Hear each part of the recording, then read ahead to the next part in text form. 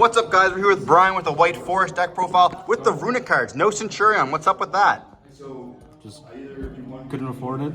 Couldn't afford it. Do you find the deck can still perform, or like? Oh yeah, I think Centurion and Runic both have like their own suits, like cons and pros. Like I think I just had Runic cards and I just slapped it together. So Fair enough. Fair enough. Any shout outs you want to give before we dive in? shout outs to the NAWCQ guys from our locals. Yeah, there's lots of them that went. Yeah, there's one right there. David. Oh, dang. Yeah. Love you all.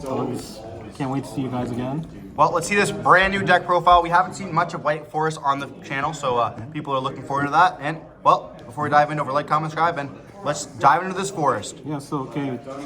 First, it's like the Whitewood engine. So there's 3 LZ, 2 of the Asterias, and then 3 Sylvies, and then 1 Russia. Sorry, I'm throwing cards.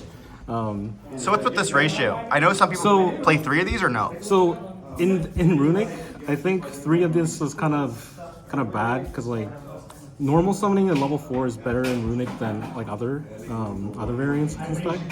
Because I found that when I play Centurion toys or like whatever anything else with this deck, that normal summoning this card is like really bad. But in this deck, you have like other level 2s and 4s that you can extend with Runic cards. So many ways to Baguska? Yes, well, that's one thing. That's not in my deck right now, but yeah, that's one way that you can go about it. But yeah, I found that just normal summoning this guy, even if you're interrupted on this, like, you still have Runic spells to extend with, and it's pretty good. Whereas this card does nothing with Runic cards. It's just, you end on SP pass pretty much. So. Fair enough, Yeah. fair enough. And I've then- seen some lists play 2 and 2.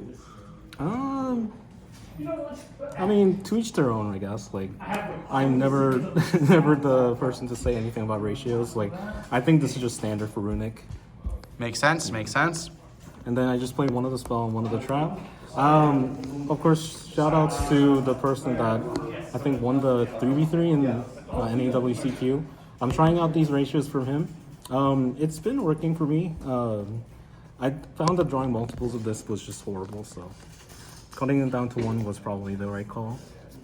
Makes And sense. then the other search targets for Luciella is like 1 Veiler and 1 Iris Sorsal. This is something that you can extend with when you summon back your tuners, and this is just a hand trap that you can search. So, pretty decent. And then that's the Whitewood stuff, and well. Now the best part of the deck, Runic. Runic, whoa, wow, that's Runic cards. We're only playing 1 Smithing Storm, okay. So 3 of Why every you good play one. more than 1? Well, there's like no other of the other ones. I mean, We're just playing the I could 3 be of everything. playing another Runic spell. I am missing 1 Dispelling in this list, but I found that Dispelling was just not needed. And I think the 17, or 16 cards was enough to extend with, so yeah, just Runic cards. And then the non-engine, which is just 3 Dark Ruler and 3 Evenly for going second, and then 3 Skill Drain for going first. That's pretty much How it. do you find this? Like, I know this is kind of with a Runic stun build, but like, do you ever find that like the Runic cards and the Evenlies conflict, or? Sometimes they do, but most times, like, even if you don't utilize any of them, like, for instance, if you use, like, Runic cards, you're skipping battle phase, you don't really need to use this. But with Whitewoods, you can just pitch them for cost, so just having, like, at least one of these in hand and, like, Whitewood cards is... And do you find that these 2 are good enough to break those, like, Fiendsmith Snake Eyes boards? I found that they're still hard to break. It's just, it helps no matter what you have. Like, it helps just playing through interruptions anyway. And playing through Snake Eye Fiendsmith does have, like, the in-engine out to, like, Desiree, which is the only thing that can deal with Dark Ruler right now, outside of, like, non-engine, so, yeah. Makes sense. And how many cards in deck, by the way? It's 40. 40 cards? exactly. Shout out 40 cards. We love 40 Yeah, cards. we love 40 cards. In the extra deck, we have Ruciella, Diabel, and Silvera. That's 1, 1, just- and 1. Yeah, the engine. And then the Runics, 2 Hugins and 2 Garys. I kind of mixed them up right now, but yeah. They're just the standard ratios.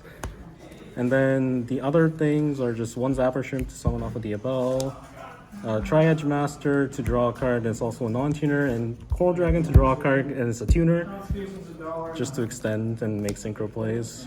And then the big guys, one Chenying. I found Chenying was really good with this deck because you can just proc Runic Chenying cards. whenever you need. Yeah. With Runic cards. I love this card, you know. And then we have one Legacia, Cosmic Blazar, and Crimson Dragon.